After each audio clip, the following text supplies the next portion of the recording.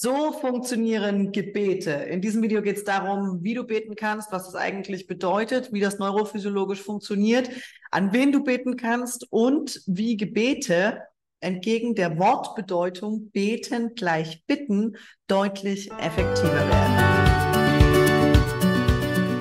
Beten ist seit Jahrtausenden eigentlich schon immer ein Teil des Menschseins.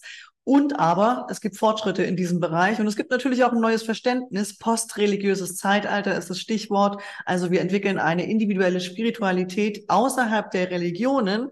Und außerhalb der Religionen können wir machen, was wir wollen. Das heißt, wir müssen nicht mehr irgendwelche Rituale in irgendwelchen Gebäuden abfeiern, sondern wir können machen, was wir wollen, können uns überlegen, was für uns selbst gut funktioniert. Und das gilt natürlich auch für das Gebet.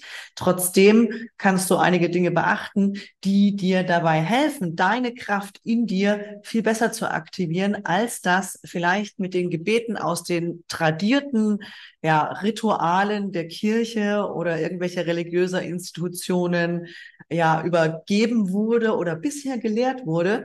Denn wir können mit unserem Unbewussten und mit Gott, dem Universum, dem, was wir nicht verstehen, was wir nicht sehen können, was wir nicht greifen können, auf eine Art und Weise kommunizieren, die uns dabei hilft, mehr in unserem Leben zu erreichen, einfach weil es möglich ist. Denn das Wort beten, ich habe es gerade schon gesagt, kommt vom Wort bitten und das ist gar nicht unbedingt notwendig, denn wir wissen ja, dass das Große und Ganze, dass unser Unbewusstes immer für uns arbeitet. Also selbst dann, wenn wir in Lebenssituationen gelangen, in die wir eigentlich, in denen wir uns nicht so wohl fühlen oder in denen es uns nicht so gut geht und wir das Gefühl haben, wie konnte dieser Mist jetzt hier passieren, hat das Unbewusste uns in eine Richtung gelenkt, die uns etwas lehrt, wo wir eine Erfahrung machen können, die wir brauchen, wo wir eine Lernerfahrung machen können, die wir brauchen und häufig auch etwas auflösen können, was aus unserer Geschichte mitgekommen ist, an Glaubenssätzen, an Emotionen, an Mustern und so weiter, die wir in Zukunft nicht mehr brauchen, also die dysfunktional geworden sind. Und in diesem Moment haben wir die Gelegenheit, die Dinge aufzulösen, damit wir frei in die Zukunft gehen können. Also bitten ist das Erste, weglassen, weg damit. Wir brauchen nicht mehr zu bitten, wir können Danke sagen für das, was sein soll und für das, was kommen darf. Wenn du dir über den kreativen Prozess Gedanken machst, dann wirst du an den Punkt kommen, dass du feststellst, deine Ideen sind der Ausgangspunkt für alles, was du in deinem Leben erschaffst. Also deine Visualisierung, deine Ideen, die du hast, deine Wünsche, deine Träume, wie auch immer du es nennen magst, ist der Ausgangspunkt für alles, was du in deinem Leben erschaffst.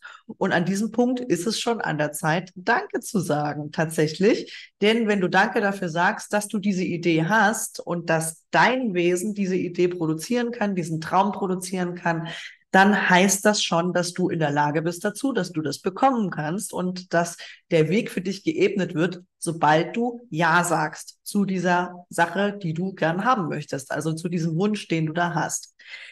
Diese Veränderung des Gebetes vom Bitten zum Danken ist in meiner Welt wesentlich auch für die Veränderung der Spiritualität, die wir in unserer Zeit erleben. Denn wir brauchen nicht mehr zu betteln, vor allem nicht an irgendetwas im Außen, sondern wir lernen zu verstehen, dass sowieso alles in uns ist. Es spielt keine Rolle, ob du an Gott betest, ob du an dein höheres Selbst betest, ob du an einen Kolibri betest oder ob du an irgendeinen Tiergeist oder vielleicht auch einen alten Gott aus irgendeiner anderen spirituellen Richtung, von den Griechen, von den Römern, von den nordischen Völkern. Du kannst dir aussuchen, was du willst, keltische Völker, was auch immer du willst. Also du kannst jedes Wesen, was dir irgendwie in der spirituellen Welt begegnet und mit dem du arbeiten möchtest, mit dem kannst du in Kommunikation treten und dich bei diesem Wesen bedanken. A, dass es da ist und B, dass es dir dabei hilft, deine Ziele zu erreichen. Also, du kannst wählen, was du möchtest. Ich persönlich bin jetzt nach der Aufarbeitung meiner religiösen Themen zu dem Punkt gekommen, dass ich durchaus wieder mit Gott kommuniziere. Häufig allerdings immer häufiger auch mit der Quelle des Universums. Also für mich ist es die geliebte Quelle des Universums.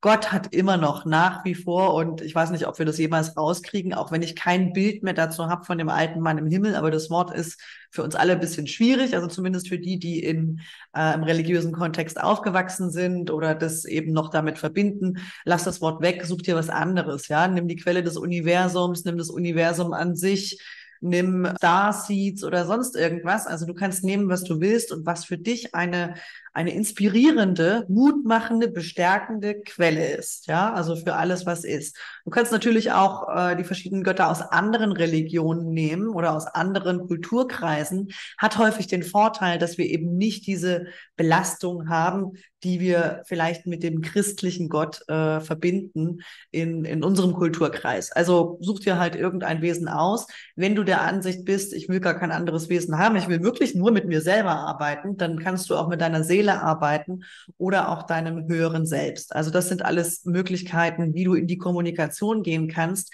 mit einer Instanz, und das ist der wesentliche Punkt, mit einer Instanz, die dein komplettes Unbewusstes sozusagen überspannt und alles weiß, was du bewusst und unbewusst verkörperst. Also was in deinem Energiesystem ist, was in deinem Lichtsystem ist, was in deinem Körper-Geistsystem ist, alles, was du eben bewusst hast und was du nicht bewusst hast, also diese Instanz, mit der du arbeiten möchtest im Gebet, ist letztlich eine Instanz, die das alles überblicken kann, was du unter Umständen nicht überblicken kannst, weil unser Verstand beschränkt ist, und zwar insofern, als dass unser Verstand nur 7 bis 11 Informationseinheiten gleichzeitig überblicken kann. Und wenn wir so eine Instanz in uns haben, ein höheres Wesen, ja, es kann auch das höhere Selbst sein, es kann auch die Seele sein, die über diese Abermillionen von Informationen unserer Lebenserfahrung blicken kann und auch die Wege kennt, wie du befreit werden kannst aus deinen Limitierungen, wie du befreit werden kannst aus deiner aktuellen Situation, wenn sie sich nicht so gut anfühlt, wie du gesund werden kannst und so weiter und so fort. Also diese Informationen sind tatsächlich in uns. Es gibt Experimente mit Menschen, wenn man sie in Hypnose versetzt zum Beispiel, dass sie ganz genau sagen können, welche Schritte notwendig ist, damit sie ihre Probleme lösen, damit sie gesund werden, damit sie einen Partner finden oder eine Partnerin finden und so weiter und so fort. Und häufig passiert auch genau das. Also unser Unbewusstes weiß schon den Weg. Es kennt diesen Weg. Und wenn du mit einer Instanz arbeitest, die dieses Unbewusste überblickt, dann wird dir diese Instanz, mit der du da arbeitest, nach und nach die Bröckchen hinwerfen, die Schritte, die du gehen darfst, die Erkenntnisse, die du haben darfst. Du wirst den Leuten begegnen, denen du begegnen darfst. Du wirst automatisch im Internet nach Themen suchen, wahrscheinlich, die für dich wichtig sind. Und du wirst dich plötzlich anfangen, für Dinge zu interessieren, die deinem Lösungsweg beitragen. Ja, also diese Instanz ist nichts anderes als eine Überinstanz über dein Unbewusstes, die dir in der Kommunikation, in deinem Geist sozusagen die Bröckchen hinwirft und die Erkenntnisse sozusagen liefert, die du brauchst, um die Probleme in deinem Leben zu lösen.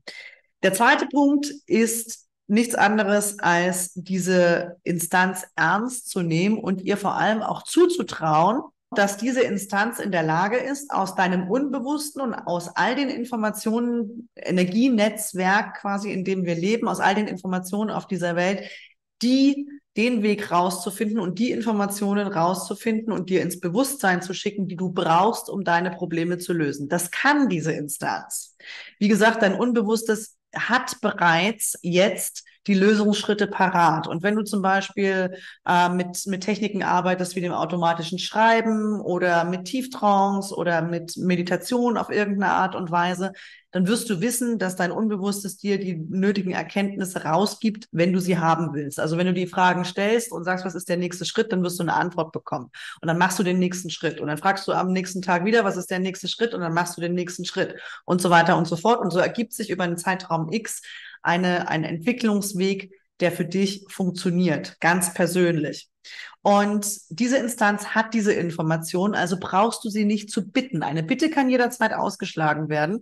Ein Danke, dass du mir zeigst oder ein Danke, dass du mich führst und so weiter, reicht völlig aus, um mit dieser Instanz, die du in dir hast, ein gutes Verhältnis aufzubauen, was dazu führt, dass diese Instanz dir tatsächlich auch hilft.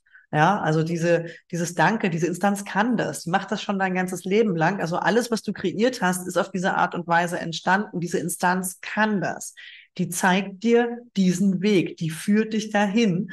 Und das Einzige, was du zu tun brauchst, ist jeden Morgen oder jeden Abend oder wann auch immer du mit dir selber arbeitest, Danke zu sagen. Danke, dass du mich führst. Danke, dass du mich zu meiner Weltreise bringst. Danke, dass du mir den Weg zeigst, wie ich aus diesem Job rauskomme. Danke, dass du mir den Weg zeigst, wie ich 10.000 Euro im Monat verdiene. Danke, dass du mir den Weg zeigst, wie das und das und das. Und der wesentliche Punkt dabei ist tatsächlich auch diese Instanz in dir zu vertrauen. Auch wenn du dich irrst und auch wenn du an der einen oder anderen Stelle sicherlich auch Lernerfahrungen machen wirst und feststellen wirst, okay, so funktioniert's nicht, aber das ist dann eben notwendig, um bestimmte Dinge auch in dir aufzulösen oder um bestimmte Erfahrungen aufzubauen. Wir müssen manchmal an Türen klopfen, wo es einfach nicht weitergeht, aber das ist gut, wenn wir an diese Türen klopfen und feststellen, okay, da geht's schon mal nicht lang. Und durch dieses immer wieder Dinge rausfinden, die wir nicht wollen, finden wir auch raus, was wir wollen. Ja, wir brauchen diesen Kontrast. Also an diese Tür klopfen und sagen, okay, bist du jetzt die Person, die ich gesucht habe? Und die Person sagt nein. Okay, super, alles klar, Tür zu, nächste, weiter. Liebes Unbewusstes, lieber Gott, liebes Universum, liebes höheres Selbst, was auch immer. Danke, dass du mir den Weg zeigst zu dem, was ich haben will. Und loslassen von diesem Weg, also wie der konkret aussehen soll. Ja, du kannst dir einen Plan machen und kannst sagen, ich will dieses Jahr diese Ziele erreichen und loslassen, wie diese Ziele zu dir kommen. Das Universum hat so viel mehr und auch dein Unbewusstes hat so viel mehr Möglichkeiten, dir Dinge zu bringen, als dein Verstand sich das ausdenken kann. Also setz dir die Ziele und dann danke dafür jeden Tag, dass du den Weg gezeigt kriegst und dann kannst du nach und nach diese Schritte gehen und dein Unbewusstes wird dich immer wieder, wird dein Verstand, wird dein Bewusstsein immer wieder füttern mit Dingen, die du lernen musst und die du verstehen musst, damit du an diesen Punkt kommst. Und so hilft dir das Gebet jeden Tag ein bisschen weiterzukommen und ein Stückchen weiterzugehen, ganz in Ruhe.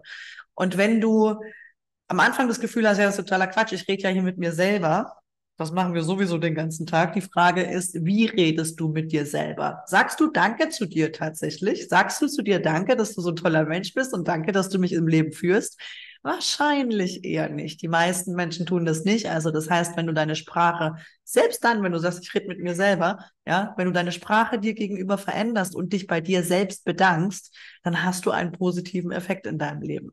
Was du machen kannst, wie bei allen anderen Methoden auch, fang klein an. Danke, dass du mir für den heutigen Tag ein wunderschönes Erlebnis bringst und du wirst ein schönes Erlebnis haben. Danke, dass du mir dabei hilfst, Geld zu finden und du wirst Geld finden. Also fang mit kleinen Dingen an, um dein Vertrauen zu stärken, wenn das notwendig ist für dich. Wenn du schon ein bisschen geübter bist, geh los und mach die großen Ziele wahr. Ich wünsche dir viele tolle Erlebnisse, viele schöne Erlebnisse und Erfolgserlebnisse mit der Praxis, der individuellen Praxis des Gebets.